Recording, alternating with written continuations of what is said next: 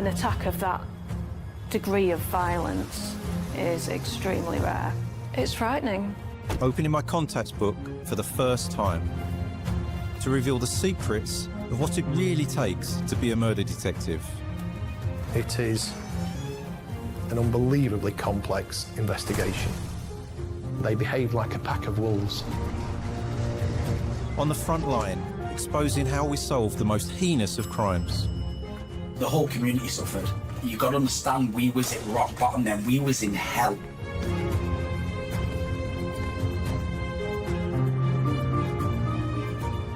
Welcome to Secrets of a Murder Detective.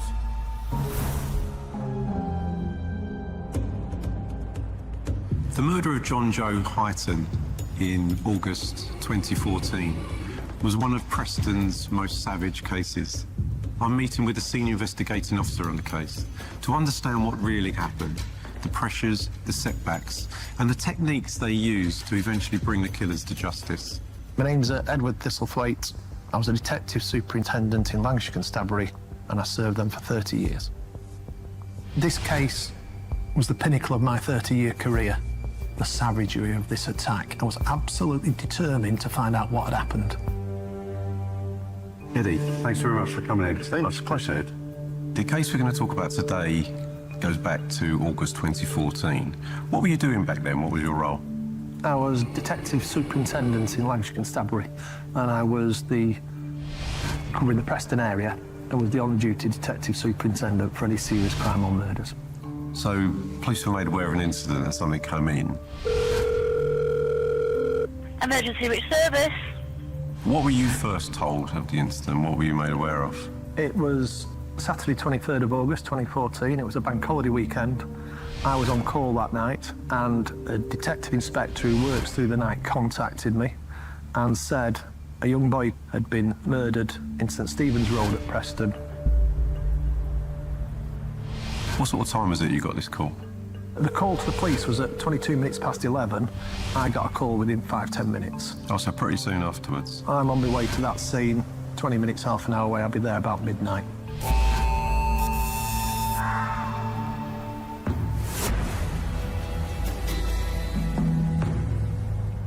It's really important if you're going to be a senior investigating officer on a murder to attend a scene, isn't it?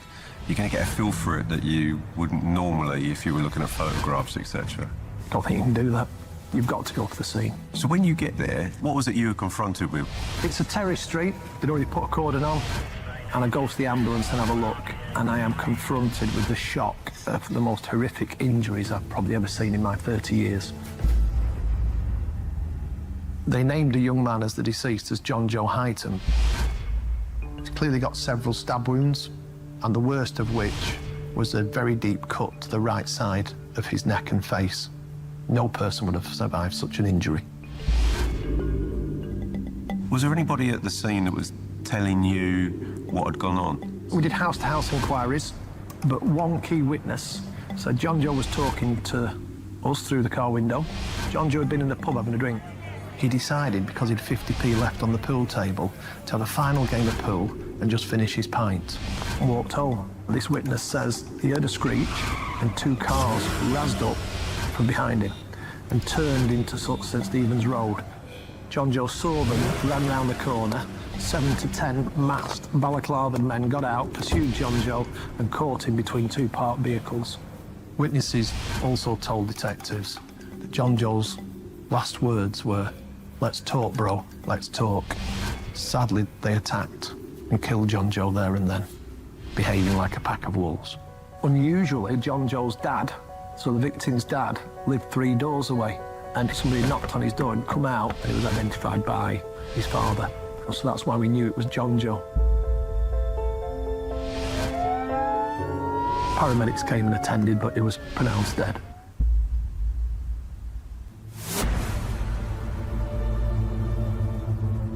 The next step would be preservation of a crime scene. And when you arrive there, essentially that's done, but your role would also be to assess, is this in the right place? Do I need to extend it in any way? Does another area have to be declared a crime scene? Yeah, we extended the crime scene somewhat to where the vehicles approached from and where they left from. They left at speed and arrived at speed, so you're hoping for tyre marks, screed marks, things like that that might identify the vehicle. One of the big advantages was it was caught between two parked cars, so the scene would be 3 yards by 1.5 yards. And I felt and knew 4 or 5 people had been in that scene. You've got to be unlucky, haven't you, not to find have been caught, a DNA left. Carefully, with the crime scene manager, approached the curtilage of the area between the two parked cars. There was a pool of blood, exactly where he had laid between the two parked cars. Right next to that pool of blood was a broken samurai sword blade with red stains on it that I presumed was blood. It also hit me that this attack was so ferocious that a samurai sword blade had broken at the scene. Also, 1 metre away, underneath the back of the first car, there was a Dunlop golf club. It was broken, and it was 1 metre from where John Joe lay. 30-odd yards away was a drop lock knife. Next to it was a brick on the floor. The officer on the cordon then looked up and down the street. There were no other bricks. It was a tidy street, so we decided to bag that up and exhibit that and put it in the store. A very experienced detective approached me with details from the key witness. This witness is the person that said John Joe was talking to me in the car through the window. Then 2 cars came storming up behind us. He said the first car was a people carrier. He thought it was a Renault Scenic. The second car, the one directly in front of him, was definitely, he says, a Vauxhall Vectra, because he used to own a Vauxhall Vectra. He gave us 4 digits of the Vauxhall Vectra that he actually wrote down in dust on the windscreen. Kilo Golf Echo 4. The first car sped away. Before the second one sped away, a lad got into the rear passenger side door. Before that, he stood to our witness, looked him in the eye, looked the other person in the eye, looked down at the registered number plate and looked him back in the eye and nodded. And that witness is saying, I know you, I know this car. I thought that was hugely significant. What sort of person at such a time, when adrenaline must be pouring through your body, has the self-control to do that? I was very worried about that person.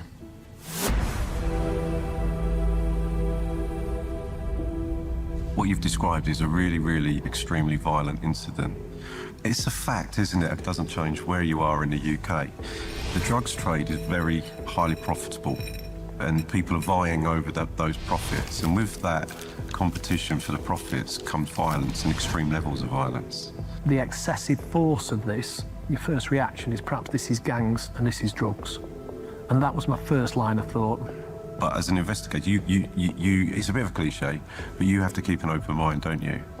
There's a saying in murder investigation, to understand how a person died, you have to understand how they lived. When you looked at John Joe's life, what sort of a picture were you building up of him? Late teenager, 18, 19-year-old boy. Mum, lovely lady. Mum and dad not together, lovely people. Dad lived 3 doors down from where the attack happened. That appeared to be just coincidence. Mum brought up John Joe and his brother Byron. We're born and raised in an area called Deepdale. It was just what you would, what you would know as a normal brotherly growing-up relationship. John Joe was my younger brother. I used to read him storybooks, we'd have baths together.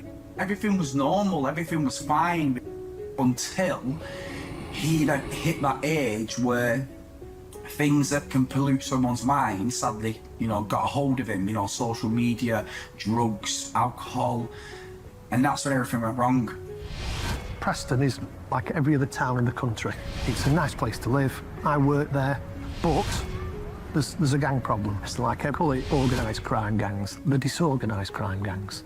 The young adults, males, thinks it's clever to carry knives and wander around protecting what they see as their area, getting some money through drugs. Often assaults happen on a tit-for-tat basis. I knew John Joe wasn't dealing heroin and crack and stuff like that. I knew he smoked weed, but once they enter that, they then become that culture. When you looked at John Joe's life, was there anything in there that gave you an indication of the motive as to why he might be murdered? So there's not just their real life, there's also their online life. So as a family liaison officer now, they are the first line of investigators. You want to know about John Joe? Ask Byron, ask his mum, ask his mates. Dad said to us, John Joe was assaulted by 3 men about a year ago. 2 were convicted, 1 was found not guilty. The first time I heard the name John Joe Hyton was when he was 17, and I covered a case where he was stabbed. My name's Rachel Smith and I'm a court reporter. He was a young lad, you know, and he'd suffered some very, very severe injuries in that attack, and some people were sent to prison for that attack on him. Part of his arm was chopped off, and part of his leg was literally wide open. Part of his spine was even fractured from when a machete hit his spine. He was in agony for days and days, and it's the first time I probably saw my mum pray to God, you know, and John Joe survived, and he said to my mum that he's going to change, and he came out of hospital 2 weeks later, and then within a matter of weeks he got his first ever job. He literally changed overnight. You know, I'm really proud of him for that. He became a father, and he turned 18, and it all played a part in the change that was going to be who he was as a man. And I think culturally in the police, we sometimes treat people as per the mugshot. The real picture of John Joe is him holding his little child. He wasn't a Mr. Big. He's not a bad person. He's a good person, not a violent person, just daft. I remember having conversations with my mum saying, I feel like this is it. We're on the right path. Everything's going to be fine. Everything's going to be wonderful. And 3 people were involved in that assault, and 1 was found not guilty. He named and blamed that person. He said John Joe has been in fear of him, dodging him for several weeks and avoiding him. Is that the motive? The ferocity of the attack and the wounds are what hit me. This appeared to be targeted. Was it targeted at John Joe, one of his group, or somebody else? I immediately tasked an officer to do research on the person that John Joe's dad named, and it quickly came to notice that that person was in prison. So he physically did not commit this murder himself. So I try and stand back. What's my hypothesis? What's my theory? And what else could it be?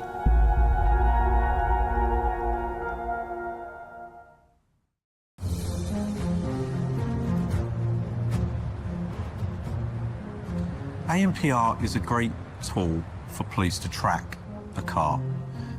By putting in a registration number, they can identify the cameras that this car has driven past. But police can also use these cameras to try and identify the cars that have driven past a particular camera. So, for instance, if a crime has taken place at a certain location and they have an idea of a car involved, be it a make, model or colour, the police can search nearby ANPR cameras to identify the registration numbers of cars that fit that description that may have driven past.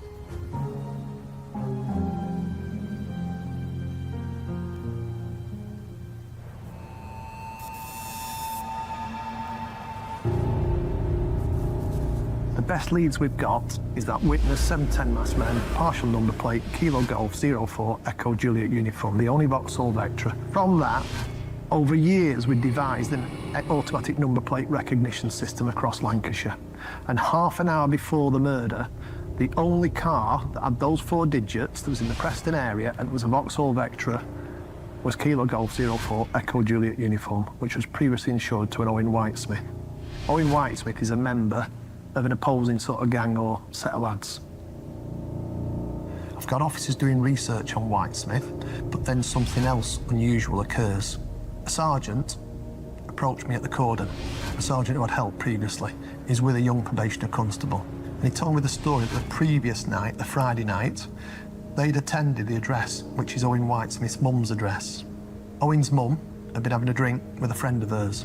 There was a knock on the door, and that friend of hers opened the door. Without speaking, a young white male drew his headbutt back and headbutted this lady. She didn't recognise the offender, but she thought, a lad at the gate about 5 yards away. That lad she describes as black or of mixed race, a shaven head, and she believed and named him as a person who is one of John Joe's best friends. And my first reaction was this excessive violence can't be down to such a common assault. But then the more you look at gang culture, if somebody comes on your turf, somebody assaults you at your mum's house, at your house, you want to be a criminal of any standing, you've got to take revenge, and it's got to be immediate. Otherwise, you've lost your area. That added the intelligence and evidence I've got against Owen Whitesmith. At that moment, I decided Owen Whitesmith needs arresting on suspicion of the murder of John Joe Hyton. The Vauxhall Vectra pinged only 3 months before, pinged half an hour before, and it's not pinged since. If this is right, they've used a car that's linked to one of them. They didn't put it on false plates. They're amateurs. It's got to be parked in Preston. So we formed a ring of steel, which we thought was impenetrable. We had traffic officers on north, south, east and west of Preston. And we let it be known this is a key vehicle in a murder inquiry. This has to be stopped. What else is going on at this time? I need to get to Owen Whitesmith quickly. Otherwise, I felt, he'd be getting rid of knives, he'd be burning clothes, he'd be bleaching himself, and he'd be working out alibis. We've got to take action now. I want him arrested, though, in the next hour. Officers went to the address, forced the door, and upstairs, in bed, was Owen Whitesmith. In his bedroom, they found documentation referring to the Vauxhall Vectra Kilo Golf 04 Echo Juliet uniform. The police searched, but the Vauxhall Vectra was not in the vicinity of Owen Whitesmith's house. It must be elsewhere in Preston. The only thing Owen Whitesmith has said was, I sold that vehicle 3 weeks ago to a man in a pub. And he did not want to be associated with that car. So the officer decided to seize the bedding there and then. In that bedding, she found a broken up phone, and under the pillow, she found the SIM card to that phone. The acting sergeant there, she said, when I found that SIM card, he was handcuffed on the end of the bed and his head slumped. His whole body slumped. That's really significant. The other major piece of evidence we found in that house was in the shower and the sink, there was blood. That blood was sent off as a priority. Every member of that inquiry believed and hoped that was John Joe's blood, because that would be damning. John Joe has never been in Owen Whitesmith's house, to our knowledge. Difficult to explain. Phone evidence is central to nearly all murder investigations today. And that's because virtually all of us have phones. But as well as providing good evidence, it also creates an awful lot of work, particularly in cases where there are multiple defendants. Because if they haven't got years to look at this, they've only often got hours, days or weeks. So as good as this evidence is, it definitely also can be a problem for investigators. Very quickly at this crime scene, you're starting to put together information that's pointing towards Owen Whitesmith. So you're going to be really keen at this stage to know what is on that phone, aren't you? Straight away, that phone's my priority. We turn out a digital investigation officer, and within hours he's saying there's gold dust on this phone.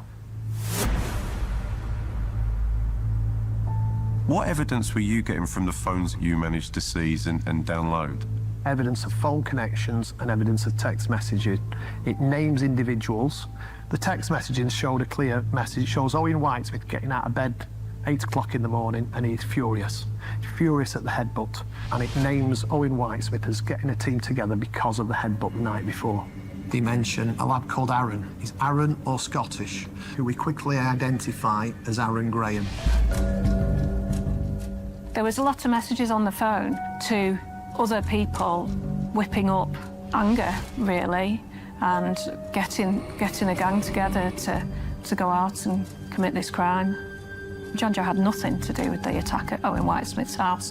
He was somewhere completely different, a few miles away. The other significant factor was officers had made inquiries. They had gone round to a flat where John Joe, his mate, sort of kept together. They came to the upstairs window, and the friend of John Joe's had dreadlocks, so it could not have been him. He wouldn't blame John Joe specifically, but he would blame members of John Joe's group. As such, was John Joe just unlucky? Is it him they came across? He then gets hold of Aaron Graham. The minute he gets hold of Aaron Graham, it is Graham that is egging on the violence. It's Graham that the text messages say, are we back into the fullest? Who've we got? Ellsbro and big weapons. Right, pick me up, bro. It's all in ridiculous pseudo-gang speak. So my main hypothesis was that Owen Whitesmith instigated this murder, perhaps linked to the headbutt the night before. Aaron Graham became the main violent protagonist.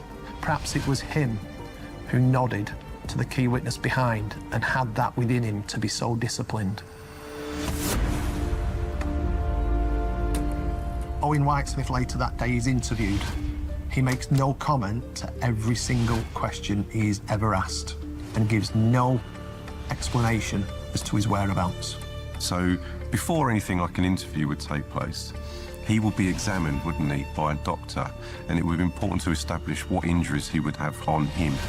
Yeah, I believe Owen Whitesmith has been involved in this murder. I believe he's been in very close proximity to the victim, John Joe Hyton. Owen Whitesmith appeared to have no injuries and had not bled.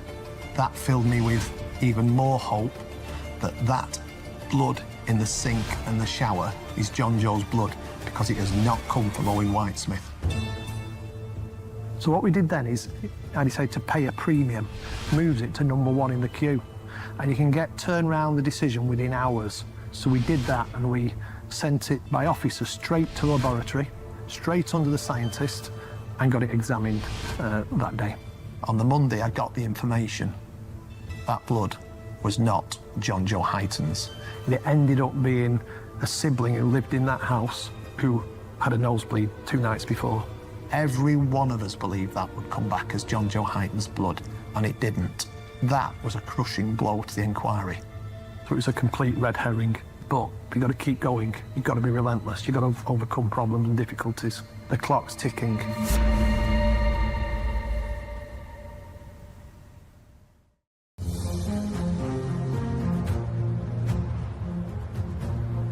When police are seeking CCTV within a murder investigation, it can go way beyond where a murder has occurred. Where did the suspect go? Have we got footage of those locations? So a murder investigation, CCTV, can have huge parameters, which creates an awful lot of work with all this footage having to be viewed at some point.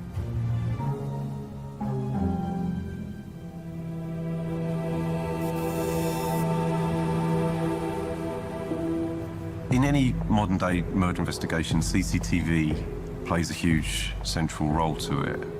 And one of your responsibilities as a senior investigating officer is to set certain strategies. So having set these CCTV parameters and directed your officers, what sort of evidence were they getting back from the CCTV? What it showed around the scene at the time was very grainy CCTV, because some of the CCTV is very old, and it showed 2 cars circling round as if looking for their prey.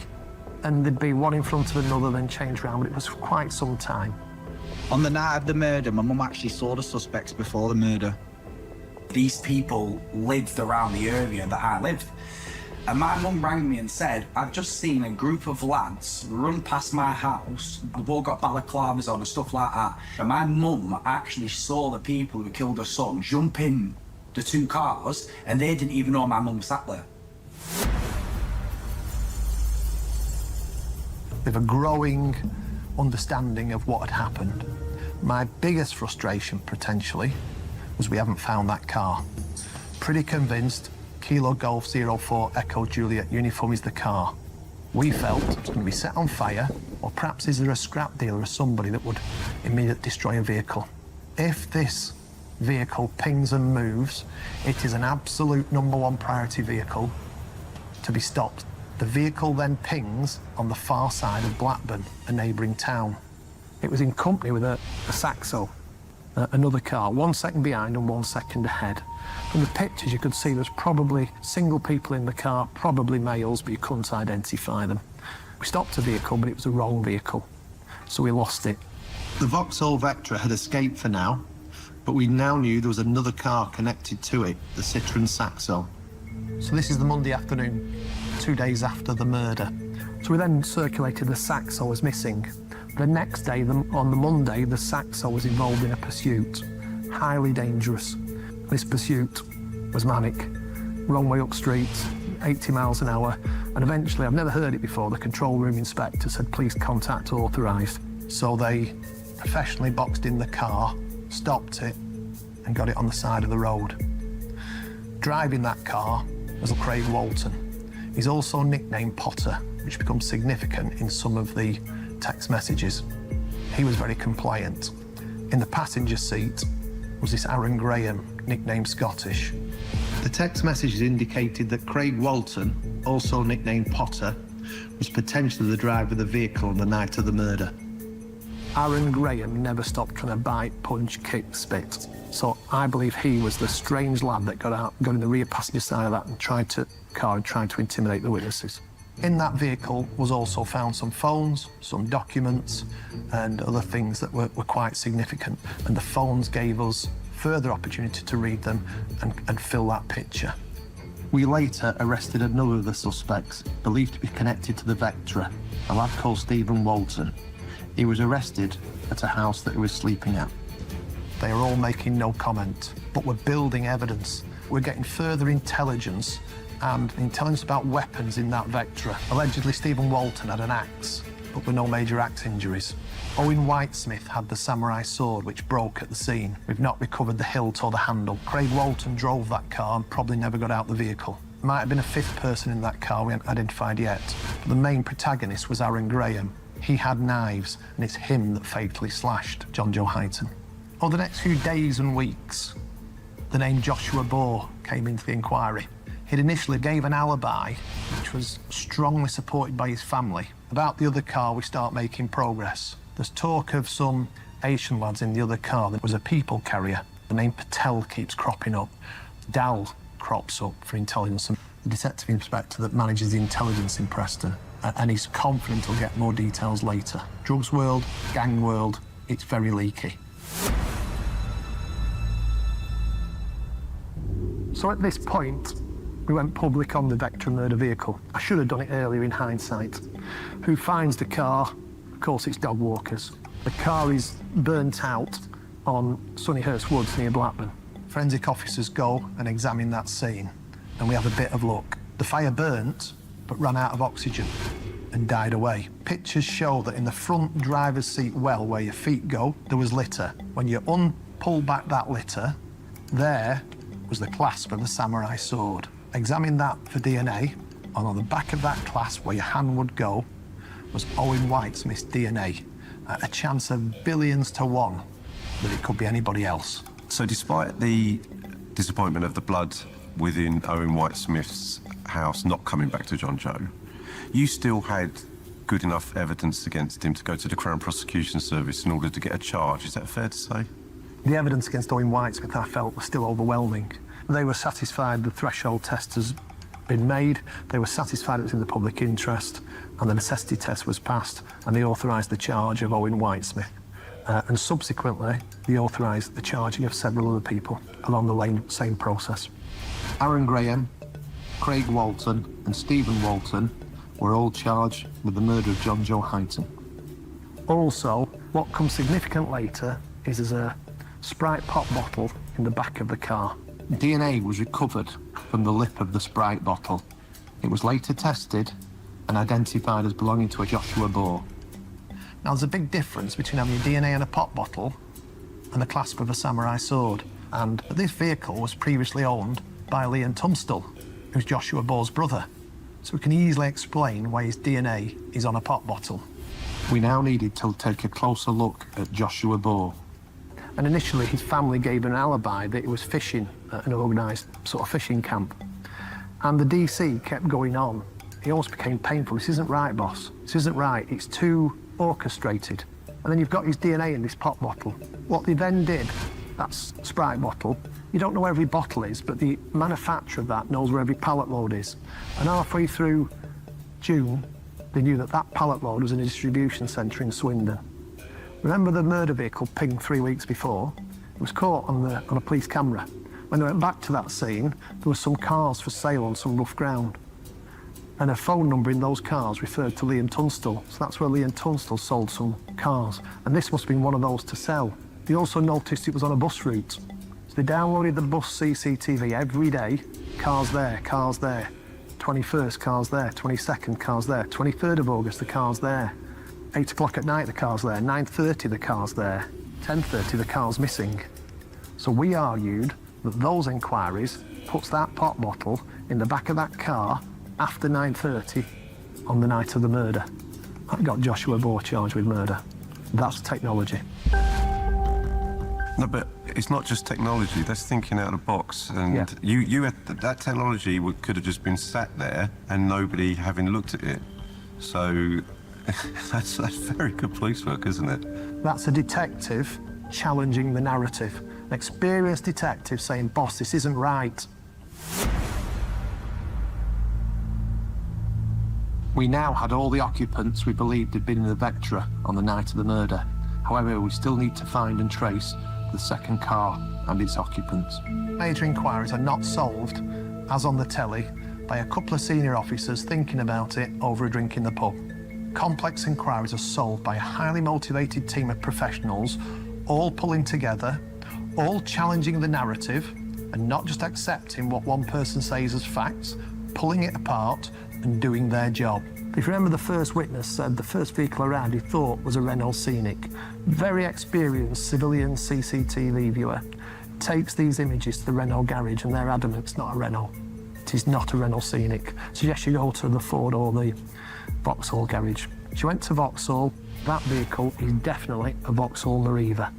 That led to ANPR inquiries. Preston, night of the murder, Vauxhall Mariva. There was only one vehicle that jumped out. That vehicle was owned by Minhaj Musa.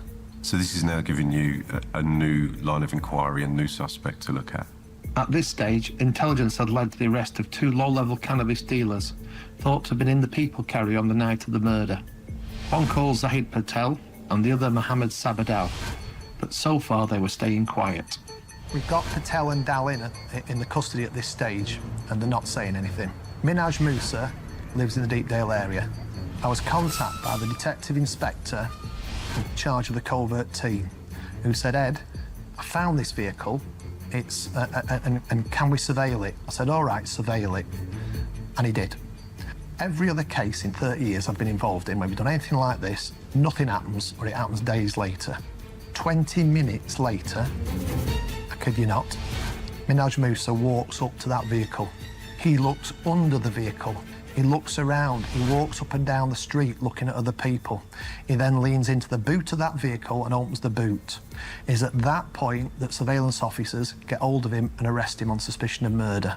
He's reaching inside that boot, and in that boot is a golf club head cover that exactly matches the Dunlop golf club head that was broken and left at the scene of the attack 1 metre from where John Joe's body lay. And the key of that is that showed Musa's guilty knowledge. It's not an offence to get the head of a golf club cover out your car, but you don't do that anti-surveillance and that careful looking around if you didn't have guilty knowledge. Musa said, I used to drive Patel round to sell our cannabis. I used to get a few quid for driving him round. I am completely non-violent person, but the story we're getting is that's not down to the headbutt. It's down to them getting taxed by John Joe's friends, namely their drugs, cannabis, and money taken off them continually. So did these two groups come together, Owen Whitesmith and Patel, one because of being taxed, one because of the headbutt? Those admissions made Patel speak and say I was there and had the golf club, and Dal speak and say I was there and had a stick. But both of them saying they weren't part of any joint enterprise. We also looked at calls made between Patel and Whitesmith on the night of the murder. Patel phones Owen Whitesmith and for 24 seconds, and less than 2 minutes later, the police are rung about the murder. So you've got to think why that is. The people carrier was the first car there. They were directing the Vectra into where they found John Joe Hyten. It wasn't unusual for Patel and Whitesmith to contact each other occasionally about drugs, but contacting each other on the night of the murder, so close to the murder, made it stand out as suspicious. All three were charged with murder under joint enterprise.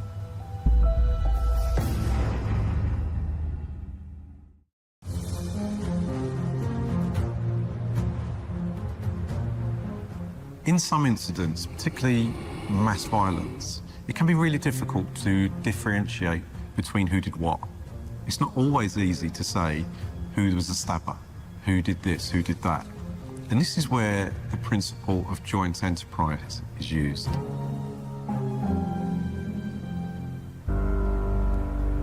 It was obvious from almost day one that this was going to be prosecuted under joint enterprise.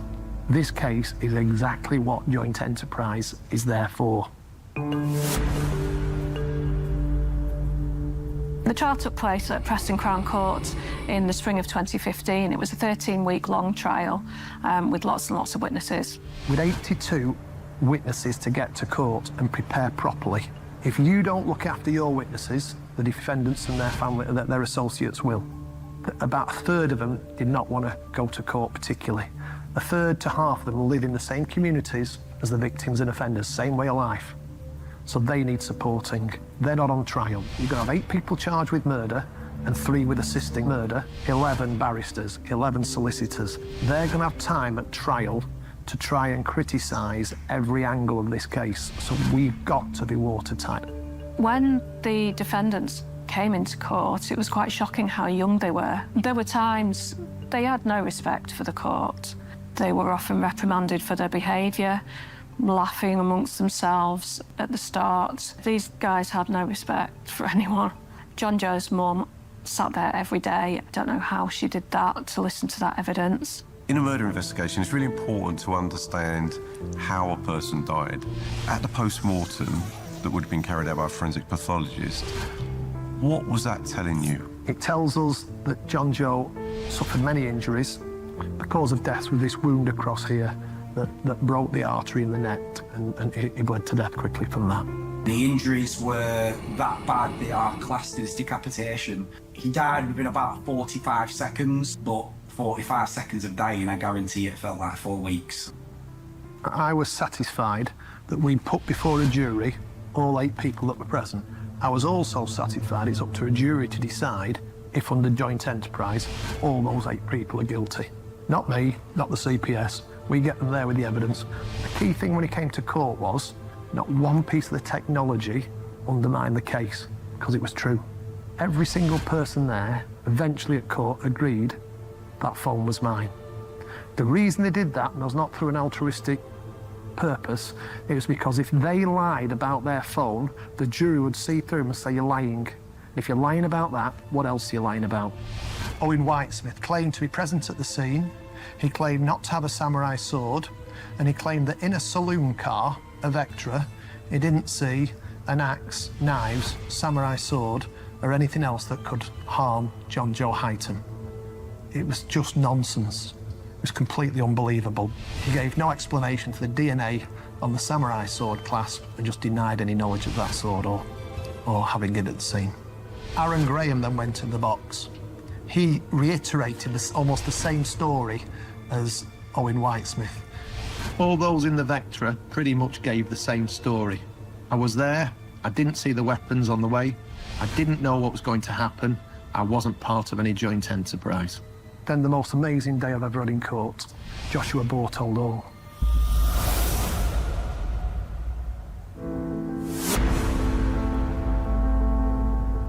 He was sticking to his story, and he stuck to his story, and he stuck to his story, and he was challenged. And under cross-examination, the barrister said to him, don't you think it's time you started telling the truth? And at that point, he admitted that he'd been at the scene of the murder. The first thing he said was, I was in the Vectra and Craig Walton was driving. The jury turned to look at Craig Walton in the witness box, who'd just gone in and said he wasn't present, and he held his head in his hands and swore. It was electric. Bohr then went on to say, I was in the middle at the back. Next to me on my left was Aaron Graham. He had knives. After the incident, he's waving these knives about that are dropping with blood and was making jokes and laughing about killing John Joe. On his right was Stephen Walton, he said, who had an axe. He says then, I didn't see any of these weapons going there. I don't know the lads in the other car, and I'm not part of any joint enterprise. Aaron Graham shouts, 5 of us go to a knife fight, and 1 doesn't take a knife. That makes sense, because Joshua Bohr said he didn't have a knife, he didn't see the weapons, and wasn't part of a joint enterprise. From that point, they turned on each other. And an actual fight broke out in the court where they was trying to harm each other because then they was all grassing on each other. Patel, Dal and Musa all went in the box, all stuck to their original stories. Patel, I had a golf club, I didn't go anywhere near John Joe, couldn't really explain why the golf club was right at the scene of the attack. Dal, I had a stick and I threw a brick. Musa, I drove the car there, I am not a violent person, I had no idea who was in the other car, really hit me later. If John Joe hadn't finished his pint, he'd have got home. He'd have simply wandered home a bit earlier, and they would never come across him. So eventually you reach a stage where the jury go out. Describe to me how you are feeling at this stage when you start to hear that verdicts are coming back. It was an emotionally draining process for absolutely everybody involved. The tension was palpable. The jury went out on Monday, I think. Thursday afternoon, we were called back in.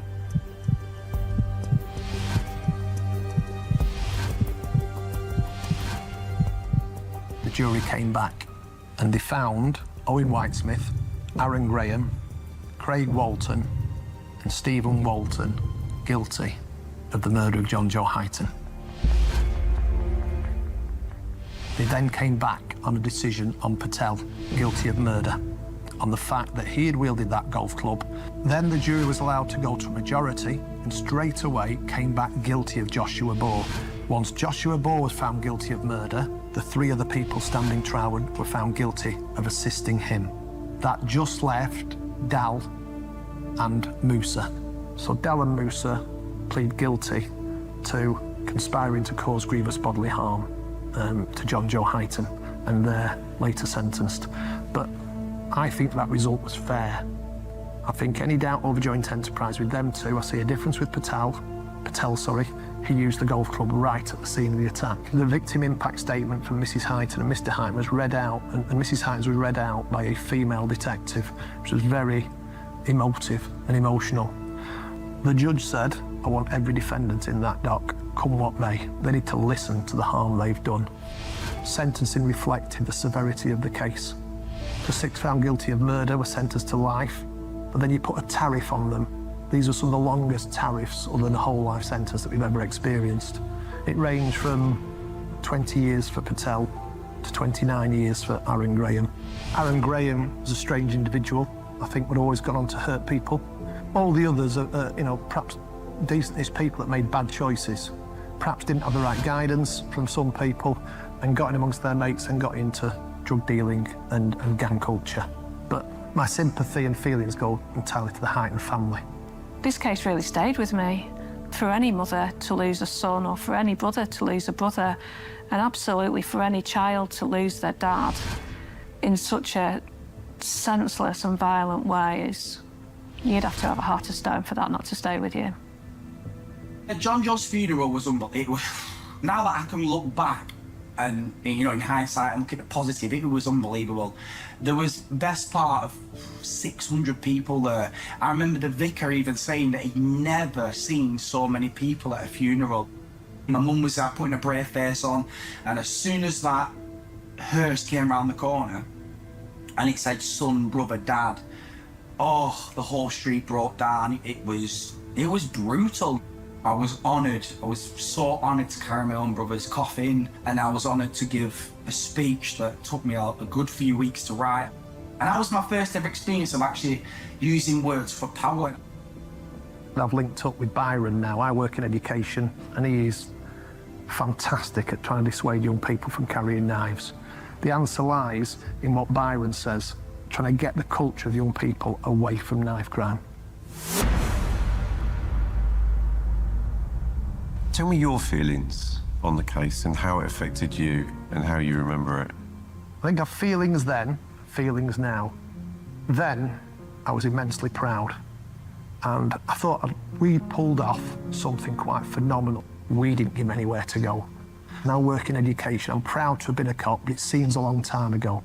Proud that I was involved in this, and this was the fulcrum of everything that I trained for and learnt in the police. But I look back and I think the public should understand the drain that it is on officers and police staff day in, day out over decades. It is relentless. Eddie, from what I've listened here, I think you should be proud. I've dealt with an awful lot of murders and I've seen best practice. I can't think of many cases where I've seen such good practice across the whole of the investigation. Proving a case against 8 defendants that were wearing balaclavas where you didn't know who did what. To get the result you did, I think personally, is an amazing achievement and is testament to the work that you and your team put into it. So, from me, on behalf of John Joe, who you were doing that for, and John Joe's family, thank you for you and your team for that professionalism and that work that you put in. To me, it is just truly amazing. As an experienced murder investigator myself, when I was sat down and talking with Eddie, I've got to be honest, I was so impressed with the work they did.